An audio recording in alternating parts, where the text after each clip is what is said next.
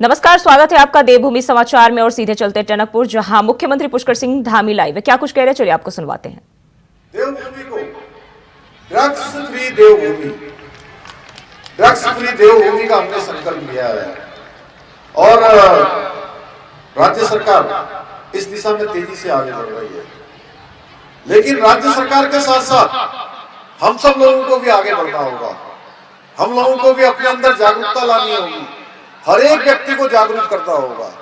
जितने लोग हमारे सबसे आगे बैठे, हेमा जोशी जी, रोहितास अग्रवाल जी, हमारे सचिव साहब, हमारे सभी, हमारे डब्बू भाई है मंडी परिषद की तरफ से चला सकते हैं। उधर हमारे रामू जोशी जी बैठे हैं खटीमा से, ये देखिए सोनू जी बैठे हैं, दीपक पाठक जी हैं, सारे लोग हमारे बोरा जी समेत जो बिल्कुल सामाजिक क्षेत्र में काम करने वाले हैं। हमारे खीमानंद भट्ट जी जो अभी भी अमोड़ी से मोटरसाइकिल से वहां चकरपुर तक पहुंचते हैं। एक बार इनके ताली बजाइए। देखिए, इन्होंने जीवन में संयम, नियम, आचार व्यवहार को अपनाया, इसलिए आज इतनी आयु होने के बाद आज स्वस्थ नौजवानों से ज्यादा काम करते हैं, उनसे ज्यादा अनुशासन में रहते हैं।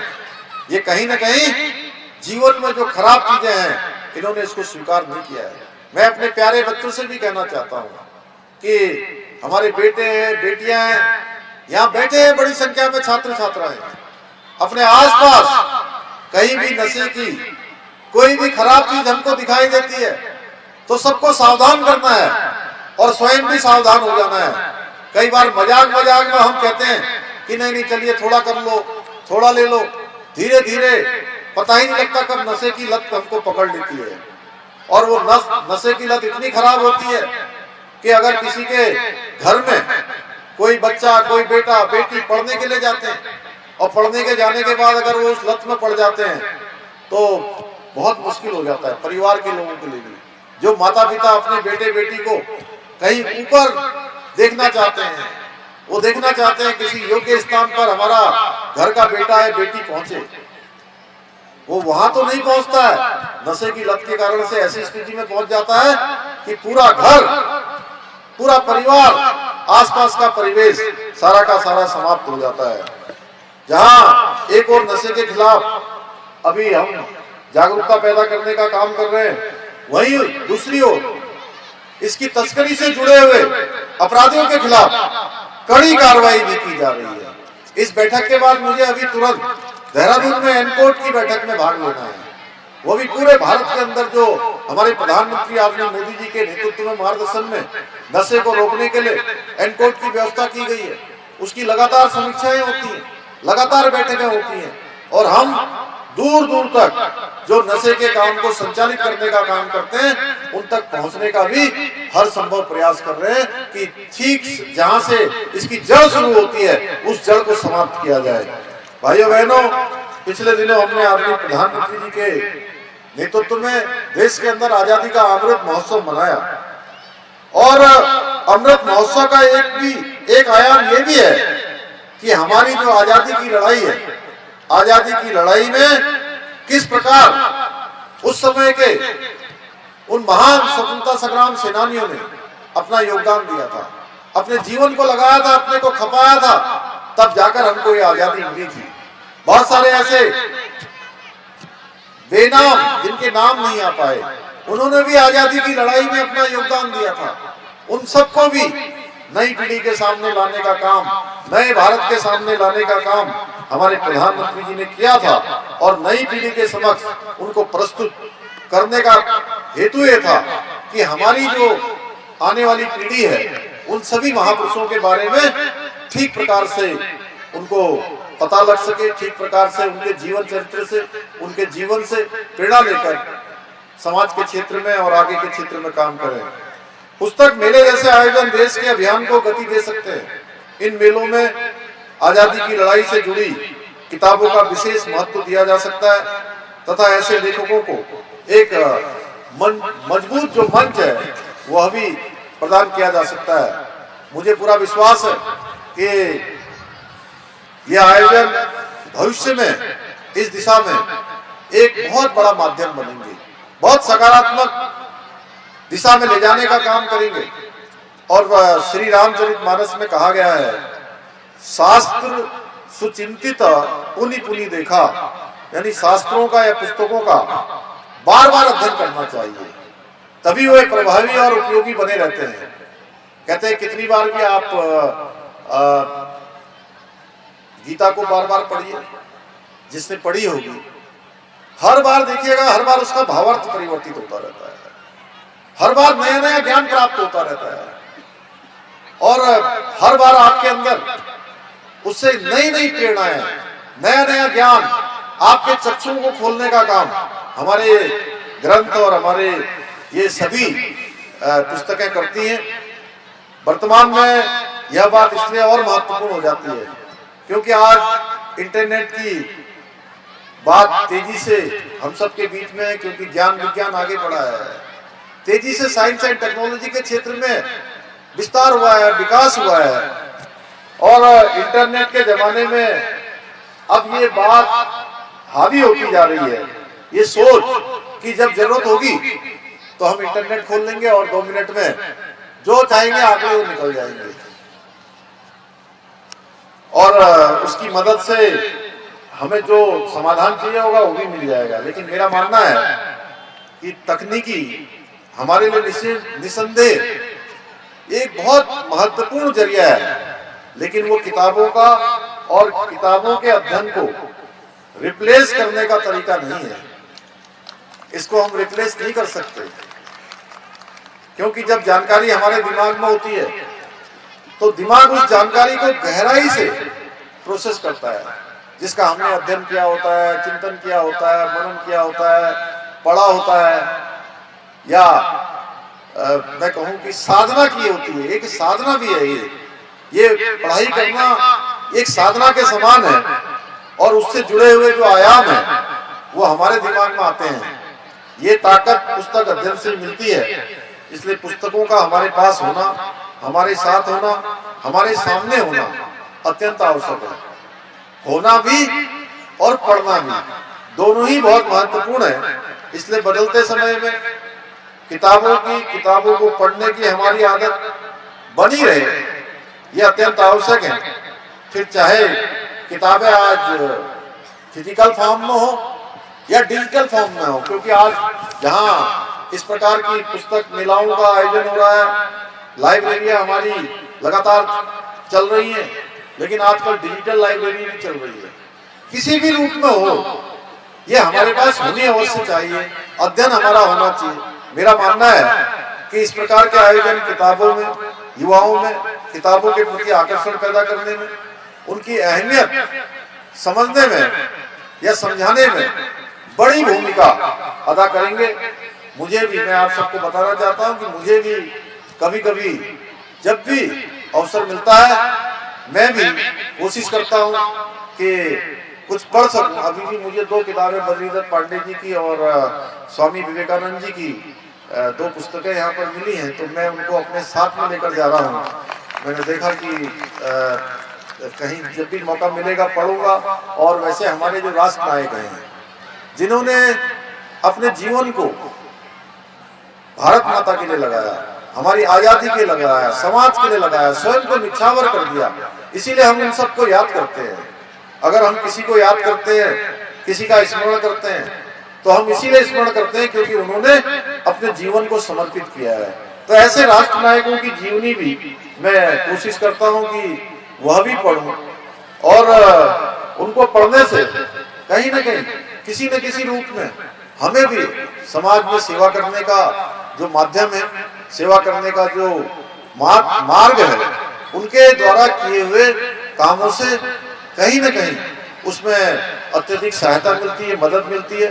भाइयों बहनों, आज के अवसर पर मैं एक आग्रह और आप सबसे करना चाहता हूं कि अब बहुत तेजी से पहले बड़े बड़े बुके लोग लेकर आते रहे, ये हमारे यहाँ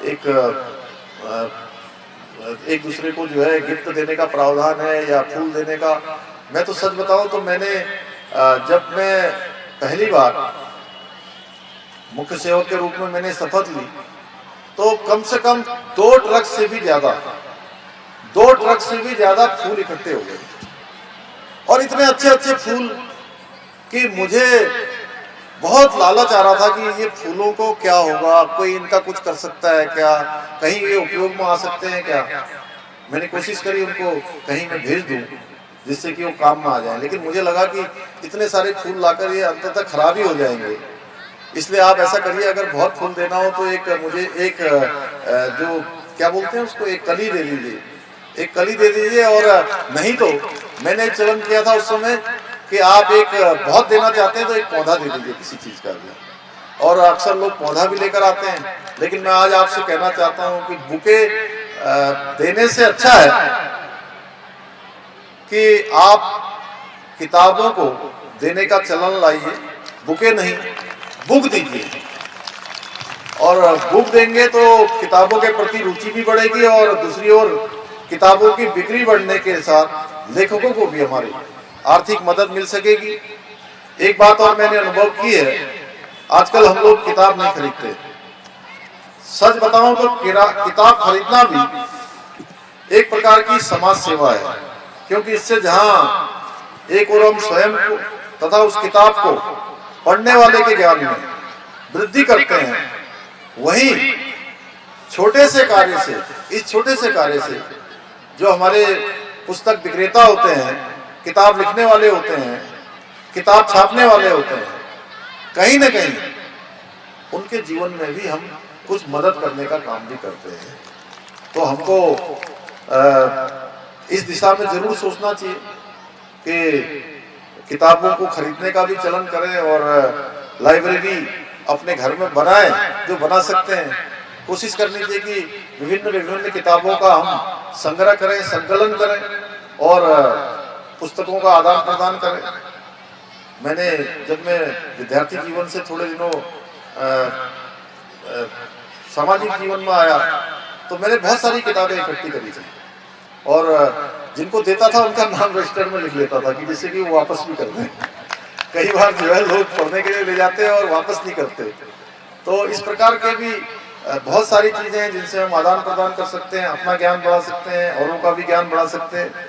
मैं आप सभी से अपील करता हूं कि आज से आप किताबों को खरीदने की आदत डालिए, क्योंकि आपका एक छोटा सा प्रयास समाज में बहुत बड़ा परिवर्तन ला सकता है। और मुझे पूरा विश्वास है कि हमारे नवोदित उदयमान जो हमारे छात्र हैं, छात्राएं हैं, उन सब के अंदर भी इस प्रकार की संस्कृति, इस प्रकार का संस्कार हम सबके माध्यम से आएगा।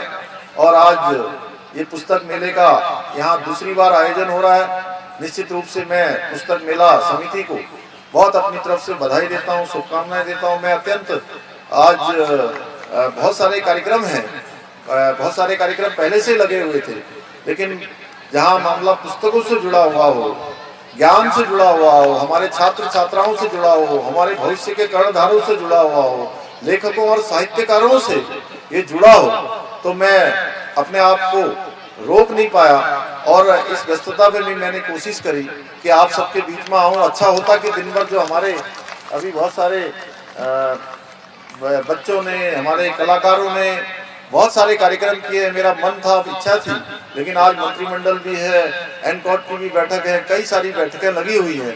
इसलिए मैं आप सबको अपनी ओर से बहुत बधाई देता हूं, शुभकामनाएं देता हूं। जो परफॉर्मेंस करने वाले हैं उनको भी अपनी ओर से बहुत शुभकामनाएं देते हुए और इस पुस्तक मेले के आयोजन के लिए आपको सभी को एक बार से फिर से।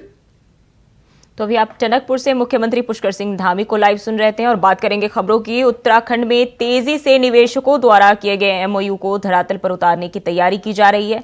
शिक्षा विभाग और एमडीडीए में भी तेजी से ये काम किया जा रहा है। डीजी शिक्षा और वीसी एमडीडीए बंशीधर तिवारी के अनुसार शिक्षा विभाग में पहाड़ों में स्कूलों के प्रस्ताव मिले हैं, उनमें से जल्द ही ज्यादातर को जमीन दिखाकर उनको धरातल पर उतारा जाएगा। वहीं उनके अनुसार एमडीडीए में 10,000 करोड़ के एमओयू साइन हुए हैं, जिसमें से 5,000 करोड़ की ग्राउंडिंग हो गई है। 1,000 करोड़ के एमओयू हम लोगों ने किए हैं और उसमें नीचे के जनपदों में पर्वतीय क्षेत्रों में भी स्कूल और बोर्डिंग स्कूल दोनों तरह के बनाने के प्रस्ताव प्राप्त हुए हैं।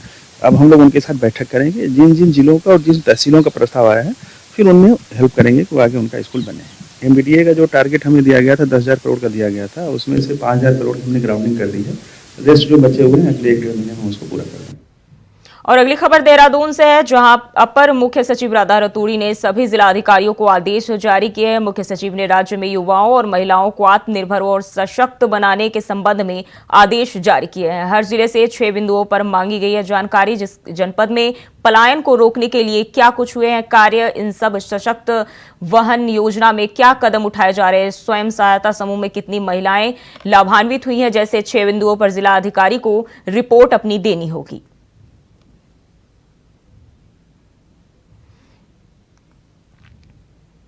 और देहरादून से अहम जानकारी सामने आ रही है। कांग्रेस प्रदेश कमेटी का आज राजभवन कूच। करण माहरा की अगुवाई में सैकड़ों कांग्रेस कार्यकर्ता होंगे एकजुट। 141 विपक्षी सांसदों के निलंबन और उत्पीड़न के विरोध में कांग्रेस का प्रदर्शन। करण माहरा ने लगाए गंभीर आरोप। प्रदर्शन में इंडिया गठबंधन का दिखा जोर। कांग्रेस प्रदेश कार्यालय में इंडिया गठबंधन के नेता और कार्यकर्ता मौजूद। तो करण माहरा ने गंभीर आरोप लगाए हैं। 141 विपक्षी सांसदों की निलंबन और उत्पीड़न से जुड़ा मामला है, जिसको लेकर प्रदर्शन में इंडिया गठबंधन का काफी जोर देखने को मिल रहा है। कांग्रेस प्रदेश कमेटी आज राजभवन कूच करेगी, जिसमें इंडिया गठबंधन का काफी जोर देखने को मिल सकता है। कांग्रेस प्रदेश कार्यालय में इंडिया गठबंधन के नेता और कार्यकर्ता भी मौजूद हैं।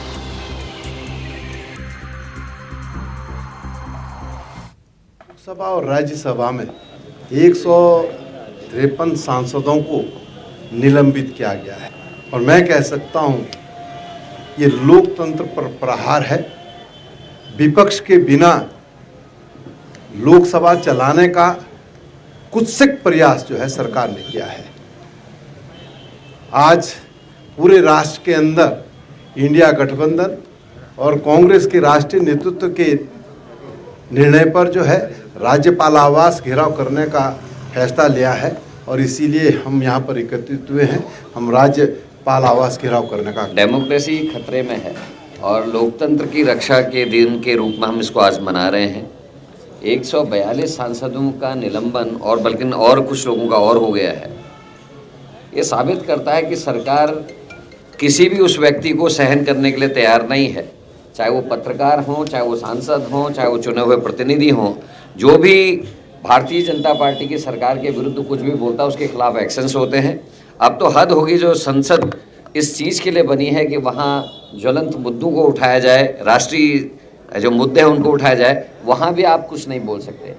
उस सांसद का निलंबन अभी तक नहीं हुआ जिसके पास मिलने पे, जिसके द्वारा दिए गए पासों की वजह से संसद में आक्रमण हुआ, लोग अंदर घुसे। लेकिन जो सांसद सवाल उठा रहे हैं, जो सांसद नरेंद्र मोदी और अमित शाह से क्वेश्चन कर रहे हैं, उन सबको निलंबित किया जा रहा है। और इसी खबर पर ज्यादा जानकारी के साथ अभय कैंतुरा देहरादून से लाइव जुड़ गए हैं। अभय, प्रदर्शन का समय क्या है, कौन कौन से बड़े चेहरे इस दौरान शामिल हो सकते हैं? बिल्कुल, ये कह सकते हैं कि अब से कुछ देर में कांग्रेस का ये विशाल प्रदर्शन यहाँ पर शुरू होने जा रहा है, जिसमें राजभवन को घेरने का काम कांग्रेस की तरफ से किया जाएगा। कांग्रेस पार्टी लगातार जो जनहित के मुद्दे हैं उन मुद्दों को उठाने का काम कर रही है। जो कार्रवाई कांग्रेस के सांसदों पर की जा रही है उसको लेकर ये कांग्रेस का पूरा प्रदर्शन यहाँ पर है। ये कह सकते हैं कि विपक्षी दल होने के नाते कांग्रेस पार्टी की तरफ से आरोप यहाँ पर लगाए जा रहे हैं कि विपक्ष की आवाज को दबाने का काम सत्ताधारी दल की तरफ से किया जा रहा है, जिसे विपक्ष किसी भी कीमत पर बर्दाश्त नहीं करेगा। और यही वजह है कि अब कांग्रेस की तरफ से इस मुद्दे पर अपना उग्र प्रदर्शन करने का काम यहाँ पर किया जा रहा है। राज्यपाल के माध्यम से राष्ट्रपति को ज्ञापन भेजने का काम यहाँ पर किया जाएगा और मांग की जाएगी कि जो कार्रवाई इस समय विपक्षी सांसदों के खिलाफ सत्ता पक्ष की तरफ से अपनाई जा रही है उस कार्रवाई को यहाँ पर रोक दिया जाए। विपक्ष के जो सांसदों की जो मांग है या जो आवाज है उस आवाज को सुनने का काम यहाँ पर किया जाए, क्योंकि कांग्रेस पार्टी लगातार जनहित के कामों पर, जनहित के जो मुद्दे हैं उन मुद्दों को उठाने का काम यहाँ पर करती है। लेकिन जो रवैया सत्ता पक्ष की तरफ से अपनाया जा रहा है वो रवैया ठीक नहीं है। कांग्रेस की तरफ से उसी रवैये के खिलाफ ये प्रदर्शन यहाँ पर हुआ है। जी अभय, क्या लगता है, प्रदर्शन तो कांग्रेस का है, लेकिन क्या इसमें इंडिया गठबंधन के लोग भी दिख सकते हैं? बिल्कुल, आप ये समझ सकते हैं कि उत्तराखंड में तो इंडिया गठबंधन का उतना असर यहाँ पर नहीं है, लेकिन इतना जरूर कहा जा सकता है कि विपक्षी दलों के साथ साथ जो सामाजिक संगठनों के जो नेता है वो भी यहाँ पर मौजूद रहेंगे और उनसे भी उम्मीद की जा रही है कि वो कांग्रेस के इस प्रदर्शन में शामिल होंगे। लेकिन कांग्रेस पार्टी जिस प्रकार से यहाँ पर अब अपनी आवाज उठाती हुई नजर आ रही है, जो आक्रोश अपना बुलंद कर रही है, उस आक्रोश के चलते कह सकते हैं कि एक सीधे तौर पर जो 2024 का जो लक्ष्य पार्टी के सामने है, उस लक्ष्य को लेकर इसमें कांग्रेस पार्टी यहाँ पर काम कर रही है और अपने उन आक्रोश के माध्यम से जनता को भी जगाने का काम कांग्रेस की तरफ से किया जा रहा है। पार्टी के प्रति लामबंद करने का काम यहाँ पर किया जा रहा है कि कांग्रेस हमेशा जनहित के मुद्दों पर जनता के साथ खड़ी है और अगर कांग्रेस की आवाज को इसी तरह दबाने का काम किया जाएगा तो कांग्रेस सड़क से लेकर सदन तक अपना जो आक्रोश है उस आक्रोश को दिखाने का काम यहाँ पर करेगी। जी अभय बने रहिए हमारे साथ, अगली खबर पे भी आपका रुख करेंगे। देहरादून से बड़ी खबर सामने आ रही है। धामी सरकार की कैबिनेट बैठक आज सीएम धामी की अध्यक्षता में होगी बैठक। सचिवालय में शाम 4:30 बजे होगी बैठक। बैठक में कई अहम प्रस्तावों पर लग सकती है मुहर। राज्य कर्मचारियों को 4% डीए के प्रस्ताव पर लग सकती है मुहर। कई विभागों की सेवा नियमावली में हो सकता है संशोधन। ग्लोबल इन्वेस्टर समिट में हुए एमओयू पर विशेषज्ञ समिति का भी गठन हो सकता है। तो धामी सरकार की अध्यक्षता में कैबिनेट बैठक होगी 4:30 बजे, शाम को 4:30 बजे यह बैठक होनी है और सचिवालय में यह बैठक का आयोजन किया जाएगा।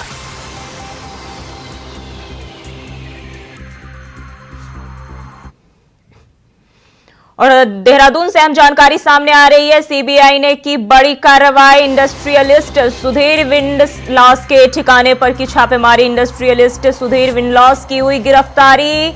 इंडस्ट्रियलिस्ट के 3 साथियों पर भी कार्रवाई की गई है। चारों आरोपियों की गिरफ्तारी की सीबीआई ने की पुष्टि। धोखाधड़ी और जालसाजी के आरोप में किए गए गिरफ्तार। सरकारी आदेश पर विंडलॉस समेत 20 लोगों के खिलाफ मुकदमा दर्ज। आरोपियों को सीबीआई स्पेशल कोर्ट में किया जाएगा पेश। और एक बार फिर से रुख करते हैं अभय की ओर। अभय, सीबीआई ने उद्योगपति सुधीर विंडलॉस को 3 साथियों समेत गिरफ्तार किया है। किस मामले में कार्रवाई की गई है? जमीनों से जुड़े हुए मामले हैं जिसमें जमीनों के साथ धोखाधड़ी और जो स्वीकृति उसका मामला यहाँ पर है। लगातार सुधीर बिरला के खिलाफ यहाँ पर जो शिकायतें थी उस शिकायतों की जांच यहाँ पर की थी। उनके पहले पूर्व में कई नोटिस यहाँ पर दे दिए गए थे लेकिन नोटिस का कोई जवाब नहीं आया। अब जब उनके खिलाफ जो अंतिम वारंट जारी हुए थे तो उसके बाद से वो अपने आप को यहाँ पर फरार चल रहे थे। अब सीबीआई की तरफ से सुधीर बिरला जो मुख्य आरोपी है उनको और उनके 2 सहयोगियों को यहाँ पर गिरफ्तार किया गया है। इस मामले पर अब तक बड़ी कार्रवाई यहाँ पर हो चुकी है। सुधीर विंडलॉस के जो पुत्र हैं या उनकी जो पत्नी है उनको पहले से ही पूर्व में यहाँ पर गिरफ्तार किया जा चुका था और पूरे मामले पर जो सीबीआई की तरफ से इन सभी आरोपियों को सीबीआई की जो विशेष अदालत है उसमें पेश करने का काम यहाँ पर किया जाएगा। रिमांड पर लिया जाएगा और उसके बाद इस पूरे मामले की जो तस्दीक यानी जो आरोप उनके ऊपर लग रहे हैं भ्रष्टाचार के और जमीनी धोखाधड़ी के, उस मामले की पूरी जांच करने का काम यहाँ पर किया जाएगा। ये कह सकते हैं कि मामला बहुत बड़ा है और जिस प्रकार से आरोप यहाँ पर लगे हैं उसमें अब सीबीआई की तरफ से उस पूरे मामले की पूछताछ और उस सब चीजों की गहनता से जांच यहाँ पर की जाएगी। जो आरोपी है उन आरोपियों के खिलाफ बड़ी कार्रवाई होगी। जी अभय, 20 लोगों के खिलाफ मामले पहले दर्ज किए गए थे और अभी तक कितने लोगों पर कार्रवाई की गई है? ये कह सकते हैं कि जो इस पूरे मामले पर अभी तक जो सीबीआई ने जो कार्रवाई करी है, सीबीआई की तरफ से उस पूरे मामले पर मुख्य जो आरोपी हैं सुधीर बिरला वो इस समय फरार चल रहे थे लेकिन अब उनको भी यहाँ पर उनके 2 सहयोगियों के साथ यहाँ पर गिरफ्तार कर लिया गया। तो मामले की जो पूरी तफ्तीश है यानी मुख्य आरोपियों के साथ साथ पूर्व में जो गिरफ्तारियां हुई थी लगभग 1 दर्जन से ज्यादा गिरफ्तारियां अब इस मामले पर हो चुकी है। सभी से अब सीबीआई की तरफ से गहन पूछताछ यहाँ पर की जाएगी। जो आरोप उनके खिलाफ लगे उस आरोपों को यहाँ पर उन आरोपों के खिलाफ साक्ष्य जुटाने का काम सीबीआई की तरफ से किया जाएगा क्योंकि मामला उत्तराखंड के साथ साथ कई और बड़े मेट्रो शहरों से भी जुड़ा हुआ है। तो इस मामले पर अब सीबीआई पूरी गहनता से जांच यहाँ पर। अब है जांच के दौरान सीबीआई ने उनके घर पर और जो भी ठिकाने हैं वहां पे छापेमारी की है, क्या कुछ निकलकर सामने आया है? देखिए, सीबीआई की तरफ से पूर्व में भी विंडलॉस की जो प्रॉपर्टीज है उसके जो कार्यालय कई जगहों पर छापेमारी यहाँ पर की गई थी। पूर्व में भी कई ऐसे अहम दस्तावेजों को सीबीआई की तरफ से खंगालने का यहाँ पर काम किया गया था, कब्जे में लिया गया था। और अब जब सुधीर विंडलॉस की गिरफ्तारी यहाँ पर हो चुकी है तो उनके पास से भी जो दस्तावेज मिले उन दस्तावेजों से साक्ष्य जुटाने का काम सीबीआई की तरफ से किया जा रहा है। अभी तक जो अहम सुराग मिला उसमें कह सकते हैं कई बैंक से जुड़े हुए जो दस्तावेज हैं वो यहाँ पर मिल पाए, जमीनों से जुड़े हुए उन सभी की जांच यहाँ पर सीबीआई की तरफ से की जा रही है और उम्मीद की जा रही है कि सीबीआई पूरे मामले का जो पटाखे हैं यानी जो पूरी सच्चाई है उस सच्चाई को उजागर करने का काम यहाँ पर करेगी। जी अभय, बहुत बहुत धन्यवाद आपका तमाम जानकारी के लिए। और फिलहाल के लिए देवभूमि समाचार में बस इतना ही। खबरों के लिए बने रहिए इंडिया वॉइस के साथ।